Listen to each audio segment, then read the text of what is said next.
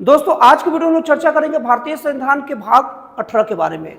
दोस्तों भारतीय संविधान का भाग 18 आपातकाल से संबंधित है और दोस्तों ये भारतीय संविधान का बहुत ही महत्वपूर्ण भाग है। और दोस्तों इससे संबंधित अनुच्छेद की बात की जाए तो इससे संबंधित अनुच्छेद 352 से लेकर 360 तक है। दोस्तों सबसे पहले हम लोग देख लेते हैं कि आपातकाल होता क्या है और आपातकाल का आधार क्या बनता है और आपातकाल की घोषणा कौन करता है। दोस्तों भारतीय संविधान के अनुच्छेद 352 के अनुसार आपातकाल की घोषणा राष्ट्रपति के द्वारा की जाएगी। और दोस्तों आपातकाल का आधार की अगर बात की जाए तो आपातकाल का आधार 3 कारण बनते हैं। दोस्तों सबसे पहला आधार है कि अगर देश में बाहरी कोई आक्रमण हो जाए, और दूसरा कारण है कि जब हमारा देश से किसी का युद्ध चल रहा हो। और दोस्तों मैं आप लोगों को बता दूं तीसरा जो कारण है वो 1978 के पहले तक ऐसा था कि आंतरिक अशांति की जो बात होती थी ना वो आपातकाल का कारण बनता था।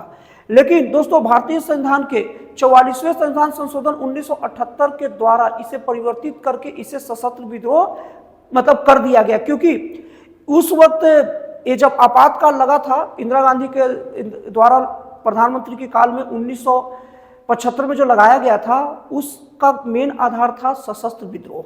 और दोस्तों इसके बाद इसकी जांच के लिए शाह आयोग का गठन किया गया। और दोस्तों शाह आयोग ने पूरी तरह से जो आपातकाल लगा था आंतरिक अशांति वो उनको एक तर्क संगत नहीं लगा।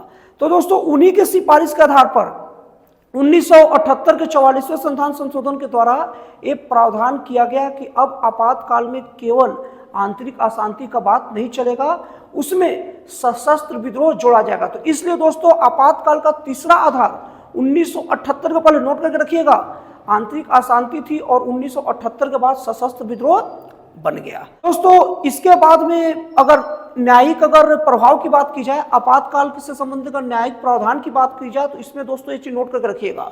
दोस्तों भारतीय संविधान का 38वां संविधान संशोधन, ध्यान से देखिएगा दोस्तों, सुनिएगा। भारतीय संविधान का 38वां संविधान संशोधन 1975 के तहत ये प्रावधान किया गया था कि आपातकाल न्यायिक समीक्षा से मुक्त रहेगा। मतलब आपातकाल से संबंधित कोई भी चीज में न्यायालय नहीं कोई जा सकता। लेकिन दोस्तों भारतीय संविधान के 44वें संविधान संशोधन 1978 के द्वारा ये प्रावधान कर दिया गया कि आपातकाल न्यायिक समीक्षा के अंतर्गत रहेगा। मतलब अब आपातकाल में भी न्यायिक समीक्षा होगी, कोई न्यायालय जा सकते हैं। दोस्तों आप लोग एक चीज नोट करके रखिएगा कि भारतीय संविधान का जो 44वां संविधान संशोधन है ये भारतीय संविधान का एक निर्णायक मोड़ है। इसमें ऐसे ऐसे परिवर्तन हुए, ऐसी ऐसी चीजें आई जो पहले भारत के समक्ष ये समस्या नहीं आई थी। बहुत सारी गंभीर समस्याएं आई और उनका निदान भी हुआ और संविधान में बहुत भारी परिवर्तन किए गए, बहुत बड़ी बड़ी चीजें जोड़ी गई और बहुत बड़ी बड़ी चीजें घटाई भी गई।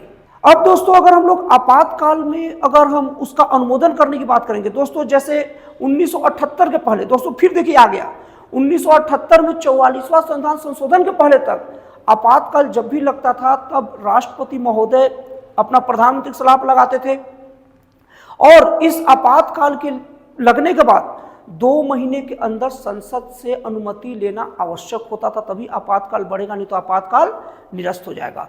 लेकिन दोस्तों भारतीय संविधान के 44वें संविधान संशोधन 1978 तक प्रावधान किया गया कि अब राष्ट्रपति महोदय मंत्रियों के सलाह से आपातकाल की घोषणा करेंगे और 1 महीने के भीतर ही संसद से अनुमति लेना पड़ेगा। अब दोस्तों अब संसद से अनुमति का क्या आधार बनेगा, कितने लोग रेडी हो, क्योंकि ऐसा तो हो नहीं सकता कि कोई भी फैसला में पूरा पूरा संसद सदस्य एक बार ओके कर दे। तो दोस्तों इसका आधार ये बना। फिर 1978 के पहले तक ये व्यवस्था था कि संसद सामान्य बहुमत से, सामान्य बहुमत का मतलब समझ लीजिए दोस्तों क्या होता है। सामान्य बहुमत का मतलब होता है कि अगर कोई भी संसद का सदस्य केवल आधे सदस्य ओके कर दिए तो काम बन गया। लेकिन दोस्तों 1978 के पहले यही समान सदस्य था, लेकिन 1978 जब 44वें संविधान संशोधन हुआ उसके बाद ये प्रावधान कर दिया कि कम से कम 2/3 सदस्यों का अनुमति आवश्यक होना चाहिए आपातकाल के लिए।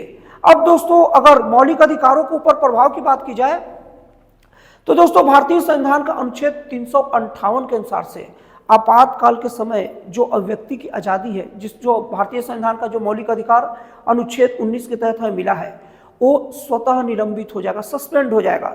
इसके लिए संसद से कोई अनुमति लेने की जरूरत नहीं है।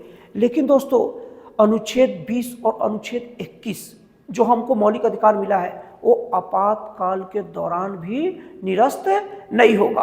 और दोस्तों अगर आपातकाल के दौरान अगर संसद पर प्रभाव की बात की जाए तो दोस्तों संसद को आपातकाल के समय 1 साल तक बढ़ाया जा सकता है। दोस्तों इसीलिए दोस्तों जो हमारा 5वीं लोकसभा थी वो 1971 से लेकर 1976 तक चली थी। दोस्तों ये जो लोकसभा थी वो 5 साल की जगह पर 6 साल के लिए ये स्थापित हो गई थी।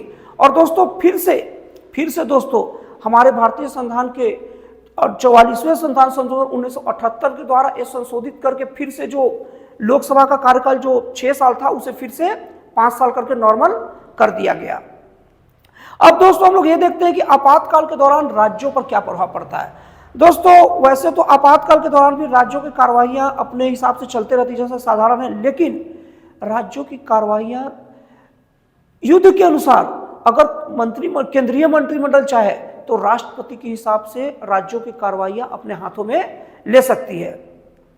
दोस्तों आपातकाल के समय राष्ट्रपति अगर चाहे तो राज्यों की पूरी कार्यपालिका की बागडोर भी अपने हाथों में ले लेगा। मतलब राज्य के सभी जो प्रमुख काम होंगे वो राष्ट्रपति के द्वारा ही किया जाएगा। और दोस्तों राज्यों का जो भी कानून निर्माण की शक्ति है वो भी राष्ट्रपति के माध्यम से भारतीय संसद अपने हाथ में ले सकती है।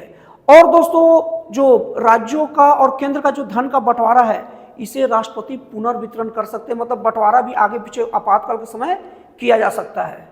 और दोस्तों अगर संसद का सत्र ना भी चल रहा हो तो भी राष्ट्रपति अध्यादेश के माध्यम से जो राज्यों के बारे में फैसला ले सकती है, राज्यों में भी अध्यादेश जारी कर सकती है। अब दोस्तों हम लोग देख लेते हैं कि हमारे देश में आपातकाल कब कब लगा। दोस्तों हम लोग का देश का पहला आपातकाल 1962 में लगा जब चीन ने भारत पर आक्रमण कर दिया था, और ये आपातकाल 1962 से लेकर 68 तक चला था। और दोस्तों इस आपातकाल का आधार बाह्य आक्रमण था। और दोस्तों दूसरा आपातकाल 1971 में लगा था जब भारत और पाकिस्तान के बीच में जमीन विवाद को लेकर झगड़ा हुआ था। झगड़ा का मतलब युद्ध हुआ था। और दोस्तों तीसरी आपात की बात करें तो तीसरा आपात 1971 में लगाया गया। इसका आधार था आंतरिक अशांति, और इसके लिए ऐसा था कि जो भी संस्थाएं थी या बहुत सारे विद्वानों द्वारा इस आपातकाल को तर्कसंगत नहीं माना जाता, और जो शाह आयोग गठित की गई थी इसकी जांच के लिए उन्होंने भी इस आधार को तर्कसंगत नहीं माना। इसीलिए दोस्तों इसको लेकर 1978 के 44वें संविधान संशोधन द्वारा इसके बहुत सारे नियम को बदल दिए गए। अब दोस्तों उसके बाद हम लोग अगली बात करते हैं राष्ट्रपति शासन की। दोस्तों भारतीय संविधान के अनुच्छेद 356 में राष्ट्रपति शासन का प्रावधान है।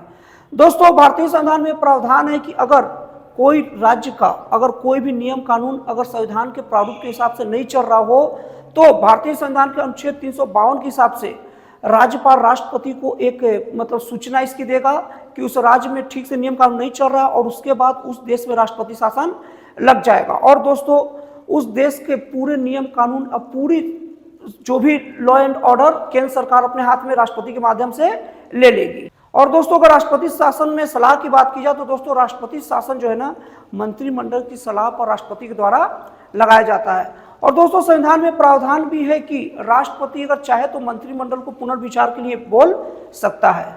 और दोस्तों राष्ट्रपति शासन के अगर न्यायिक प्रावधान की बात की जाए तो दोस्तों भारतीय संविधान के 38वें संविधान संशोधन में यह बात किया गया था कि राष्ट्रपति शासन न्यायिक समीक्षा से बाहर रखा जाएगा। मतलब कि दोस्तों यह था कि अगर उसमें राष्ट्रपति शासन अगर लग गया तो राज्य सरकार कोर्ट नहीं जाएगी और कोर्ट सुनेगा भी नहीं, बोल देगा ये हम नहीं सुन सकते।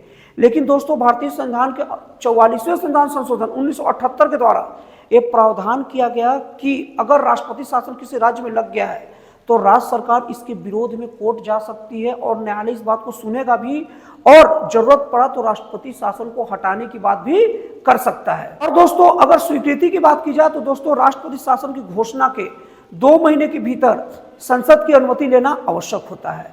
और दोस्तों एक बार राष्ट्रपति शासन अगर लग जाए तो हर 6 महीने में संसद का से अनुमोदित होना आवश्यक है, और ज्यादा ज्यादा 3 साल तक ही ये बढ़ सकता है। उसके बाद हर हाल में वहां राष्ट्रपति शासन हटेगा और राज्यों की सरकार आएगी। अब दोस्तों ऐसी भी स्थिति अगर मान लो आ जाए कि जैसे मान लो राष्ट्रपति शासन मंत्रिमंडल सलाह पर लग गया और मंत्रिमंडल पूरा लोकसभा के प्रति जिम्मेवार होता है, मतलब लोकसभा से मंत्रिमंडल चलता है, और मान लो लोकसभा ही भंग हो गया, तब क्या करेंगे? तो दोस्तों ऐसी स्थिति में राज्यसभा पूरा अपना बागडोर राष्ट्रपति शासन का अपने हाथों में ले लेता है जब तक अगला लोकसभा मतलब बन न जाए, लोकसभा चुनाव हो न जाए। दोस्तों अगर देखा जाए तो अभी तक हमारे देश में 128 बार राष्ट्रपति शासन लग चुका है और दोस्तों इसमें पहला राष्ट्रपति शासन पंजाब राज्य में लगा था और सबसे ज्यादा बार राष्ट्रपति शासन केरल में लगा है और सबसे लंबा राष्ट्रपति शासन अभी पंजाब में लगा है। अब दोस्तों हम लोग अगला बात करते हैं वित्तीय आपात की। दोस्तों भारतीय संविधान के अनुच्छेद 360 के अनुसार से राष्ट्रपति वित्तीय आपात की घोषणा कर सकता है। दोस्तों इसके अनुसार से राष्ट्रपति चाहे तो किसी भी अधिकारी या कर्मचारियों के वेतन और भत्ते सब में अगर देश में अगर पैसे कौड़ी की अगर दिक्कत हो जाए तो उन सब का वेतन भत्ता सब चीज रोक सकता है। तो दोस्तों इस तरीके से हम लोग का भारतीय संविधान का बहुत महत्वपूर्ण भाग 18 कंप्लीट होता है जो पूरी तरह से आपातकाल से संबंधित है। तो दोस्तों आपको जानकारी कैसी लगी कमेंट करके जरूर बताइएगा। तो दोस्तों फिर मिलता है अगले वीडियो में एक जन कल्याणकारी और एक राष्ट्रवाद से प्रेरित नए विचारों के साथ।